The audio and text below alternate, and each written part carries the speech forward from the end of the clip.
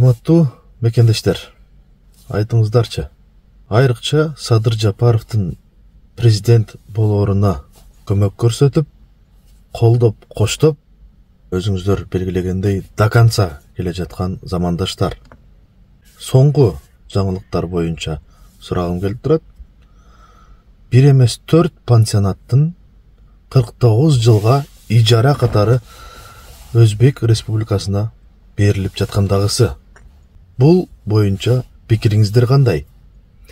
Же бул боюнча дагы макул, туура кылып атат, ошентиш керек, эң туура кадамдарга барып атат деген түшүнүктө кала бересиздерби? Айтыңыздарчы. Чыныгы кыргыздын кайдыгер эмес адуул катары жүрөктөн чыккан сезимдер менен бөлүшүңүздөрчү. Бул нерсени биз кайсы жагынан туура түшүнсөк болот? 4 пансионаттын акыбалы аткана дейт.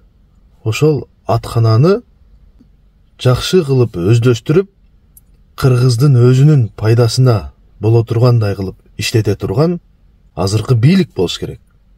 Бардык буга чейинки мүчүлүштүктөрдү, буга чейинки кетирилген катачылыктарды, буга чейинки бийликтин туура эмес иштерин оңдойбуз, түзөйбүз, алдына жылдырабыз деп келген Садыр Жапаров мырза бул кадамдарга барып жатканын жалпы кыргыз эли кандай түшүнөсүздөр? Мен эртең менен жаңылыктарды көрүп, уккан кулагыма, көрүп жаткан көзүмө ишенгим келген жок. Бул кантип болсун? Кемпирабад маселеси мейли эми. Ар кандай ар тараптуу маселелерди эске алуу менен мейли, макул. Ал эми 4 пансионатты дагы 49 жылга берип жибергендегиси бул чыккынчылык болуп эсептелбейби?